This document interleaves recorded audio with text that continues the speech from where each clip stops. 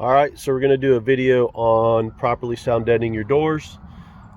This is my 06 GTO. Flip over so you can see the door we're working with. Obviously removing the door panel, removing the door skin itself. Try to save as much of that black adhesive as possible. We're going to take and clean just a little bit. This gets dusty. Want to make sure that all that sound deadening adheres to all that. So we're going to clean it up with some isopropyl alcohol and let it dry out a little bit, and then we'll start cutting some sheets and sound deaden both the inside of the door skin itself and then the door itself. That'll help not only the mid-bass performance of my mids and highs for my car audio system, but it will also help silence the car down a little bit, because I've got a pretty loud exhaust, and it should silence it down just a little bit. So this is the product we'll be using. It's the Mesa dampening kit. This is just the bulk kit that they offer. It's probably the best way to buy it. So this was a white towel. This is why you want to clean back there. As you can see, there's still some junk on there, but you want to get as much of this stuff off as possible so that your sound deadening will stick right. Now, contrary to popular belief, you do not have to coat the complete inside of your door skin to eliminate the vibration. The big thing to do is make sure that you get a good piece back here behind your speaker. That's going to eliminate the reverb of the metal, give you a little bit stronger mid bass, and will definitely help with your sound quality.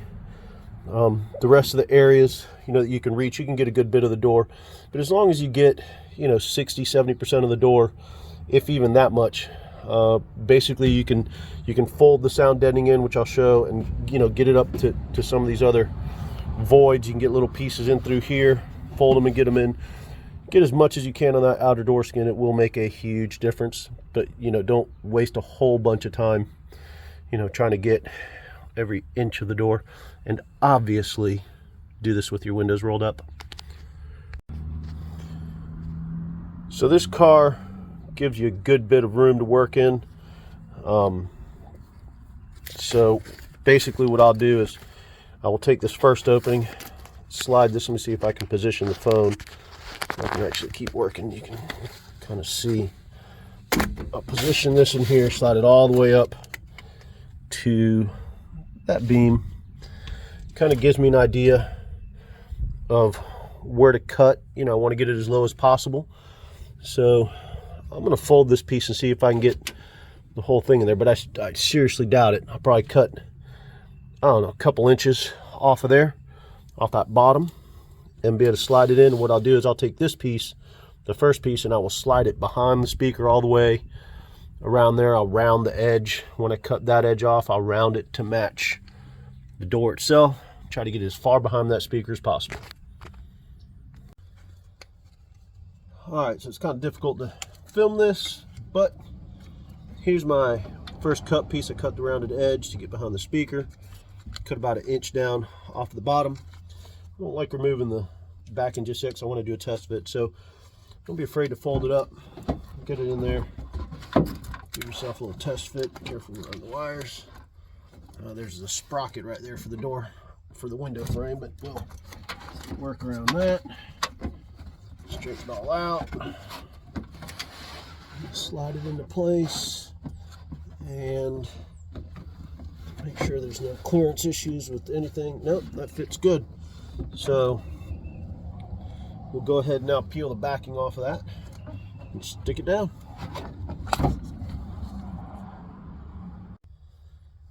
All right, so here we go. I do have the backing all pulled off. This is where the pain in the neck comes in, because this stuff is really sticky and pliable, and it wants to stick to everything. So we'll fold it up a little bit, kind of get it in there, and I'll just carefully slide it into place, make sure it's nice and even.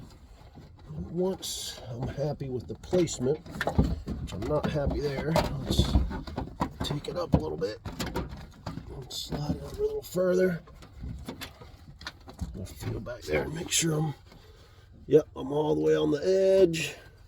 Oh yeah, that's perfect. All right, so I'll take and start sticking it down. Big thing, try to avoid air bubbles as much as possible, just so it doesn't come loose on you down the road. So I like to start from the middle and then just work my way up. Make sure to get the voids out. Do the same thing going down. And granted, guys, I fully realize this is a pretty easy door to work in. There are some doors that are just absolute pains in the neck to get anything in there. This one's pretty easy. Another tool you're going to want to have, if you have enough room to get one in there, your little handy dandy roller. Again, start in the middle, work your way, get as far back as you can, work your way up. Just make sure it adheres good, and then we'll continue the process for that piece there, and then we'll go in and start working on some of the smaller pieces. All right, well, there's the finished bottom part. I'll get started on the top part now. A couple things. Don't throw away your cut pieces, because those are, you can stick those in little areas that you can't get a big piece in. That'll help. The other thing that I should have mentioned before, be careful. This backing, fortunately the backing that I got, it's a double-sided, so it doesn't have an exposed metal film like an aluminum film, but it does have one in the middle. It will cut you if you're not careful. Obviously, working within, here, there's sharp shit everywhere. So, don't just haphazardly go in there and start rubbing shit down and, doing all that, because you will cut yourself. All right, guys, so inside layer is done. Like I said, man, this door panel is really easy to work in. I kind of put a lot of product in there. Didn't really need to put that much. Like I said, you could go 50-60% and it would do a really good job, but since I had so much room and I do have the material, I went ahead and covered a good bit of it.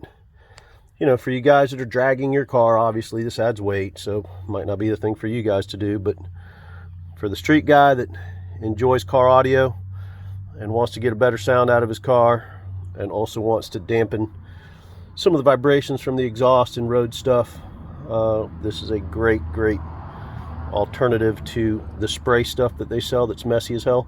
I will now go on and do the panel itself. I will cover that as well. So for this step here, I like taking the product and outlining what I'm going to cut out. So I will lay it where I want it, okay? And then I'll look to see, like I've got, those are the holes for your door handle. Different little areas. Obviously I don't want to obstruct any of this area. So I will I'll just hold that piece up, gonna have to cut out for that guy. So I will probably actually cut out for these as well, just in case we got to get to any of this in the future. I'll go ahead and cut that out, and then just make sure that I'm not obstructing anything. Just lay across everything else.